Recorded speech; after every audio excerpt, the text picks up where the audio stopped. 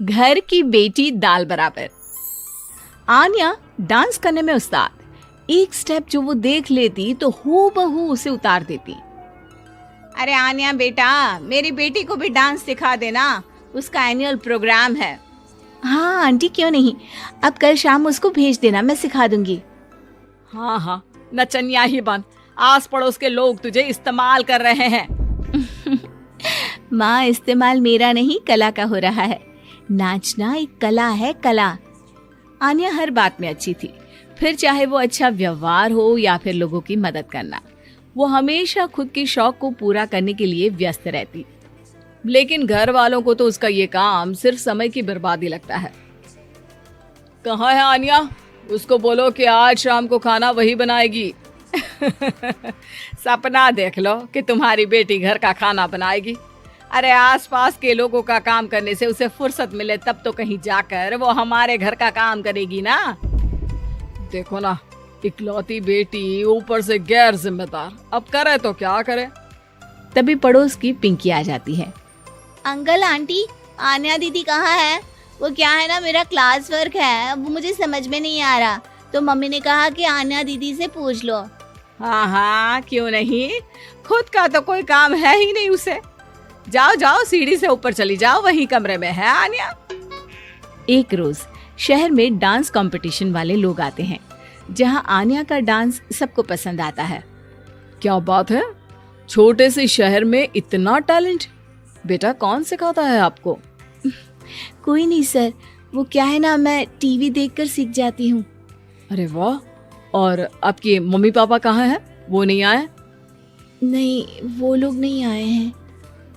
Anya competition जीत जाती है और घर में टीवी वाले आन्या का इंटरव्यू लेने आते हैं। अरे क्या है, कहाँ घुसे जा रहे हो, क्या हो गया? आप आन्या की माँ है ना?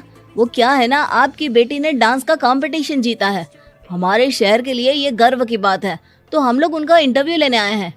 ओहो, बड़ा तीर मारा हो जैसे। अरे उसे आता ही क्या है डांस के सिवा, कुछ और करती तो शायद गर्व होता। तभी वहां आन्या आ जाती है और पत्रकारों को इंटरव्यू देती है। उसी रोज पिता के ऑफिस में। देखो तो आजकल के बच्चे कितने स्मार्ट हैं, धन्य है ऐसे बच्चों के माता पिता को। और किस्मत वाले होते हैं ऐसे माता पिता, वरना मेरी बेटी तो किसी काम की नहीं, सारा दिन बस नाच गाने में ही दिमाग लगाती रहती है। अरे वो बच्ची हमारे शहर की ही है, कितना नाम कमा रही है डांस में, हम तो उसकी बात कर रहे हैं। अच्छा, कोई डांस में भी नाम कमा सकता है? अरे दे देना भाई पेपर की कटिंग, दिखाऊंगा आन्या को भी मैं। क्या नाम बताया? आन्या? यही तो नाम है मेरी बेटी का, आन्या शर्मा। बड़े उम्मीद से रखा था कि कुछ अच्छा नाम कमाएगी, लेकिन नहीं। आजकल के बच्चों को माँ पापा की इमोशन की कदर है क्या?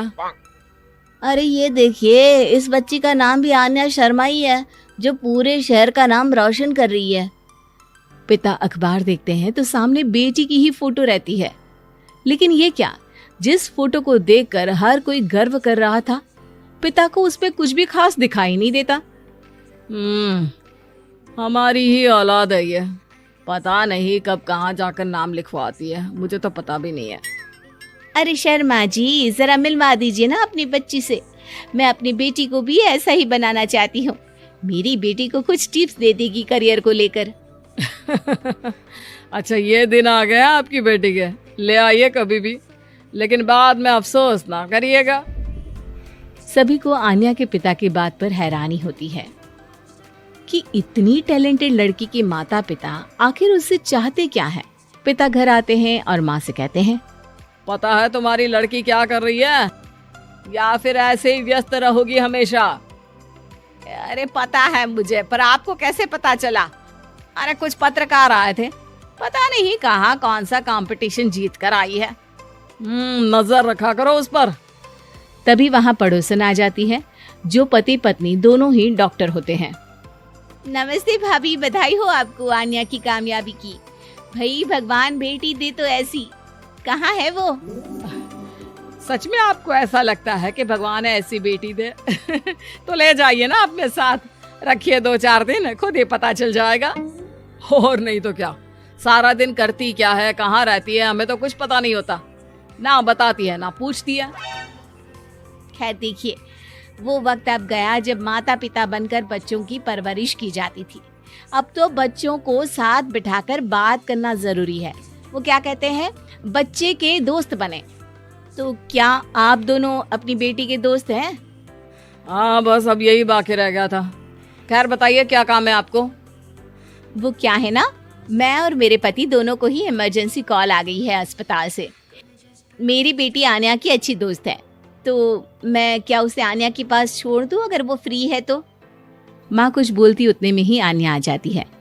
वाह आंटी, क्यों नहीं, मैं फ्री ही हूँ। आप निश्चिंत रहिए, मैं उसका पूरा ख्याल रखूंगी। थैंक्स बेटा। वो अपनी बेटी उनके घर छोड़ जाती है, जो आन्या की उम्र की ही होती है। ये क्या मजाक है आन्या? हम लोगों को सोना भी होता है और हर घर का अपना कायदा होता है। मुझे बिल्कुल पसंद नहीं है कि तुम किसी को भी घर में घुसा लो। धीरे बोलिए पापा, कैसी बात कर रहे हैं? अंकल आंटी डॉक्टर है, पता है ना डॉक्टर का फर्ज क्या होता है। अगर वो किसी की जिंदगी बचा रहे हैं तो क्या हमारा फर्ज नहीं बनता कि हम भी उनकी किसी न किसी तरह से मदद करें? आपको तो पता है घर पर अकेले रहना कितना अनसेफ है। हाँ, तो दुनिया को सेफ करने का जिम्मा तू नहीं ले रखा है? अरे बहुत महंगे अस्पताल के डॉक्टर हैं वो लोग, खूब पैसा मिलता होगा, लेकिन ये नहीं कि मेड रख ले। क्या कहती आन्या, कैसे माँ पिता को समझाती कि किसी की मदद करना कोई बुरी बात नहीं है। खैर कुछ महीनों बाद आधी रात को माँ जोर जोर से चिल्लाकर आन्या के कमरे में जाती है। बेटा बेटा आन्या, पापा के सीने में दर्द हो रहा है, बेटा कुछ कर। हाँ माँ, मैं डॉक्टर को फोन करती हूँ। आन्या डॉक्टर को फोन करती है, लेकिन माँ डॉक्टर को तो आने में काफी वक्त लग जाएगा। मैं पिंकी के पापा को बुला लाऊं? अरे वो नहीं आएंगे बेटा, वो लोग बहुत बड़े डॉक्टर हैं और हम लोगों के पास इतने पैसे भी नहीं है। माँ, मैंने डांस कंपटीशन में जो पैसे जीते थे वो है मेरे पास, आप चिंता न करें, बस पापा का इलाज करवा ले। आन्या के कहने पर वो बड़े डॉक्टर ना सिर्फ आन्या के पापा का इलाज करते हैं, बल्कि उन्हें ठीक करके घर भी ले आते हैं। आज मैं सिर्फ अपनी बेटी की वजह से बच गया। भगवान सबको ऐसी बेटी दे।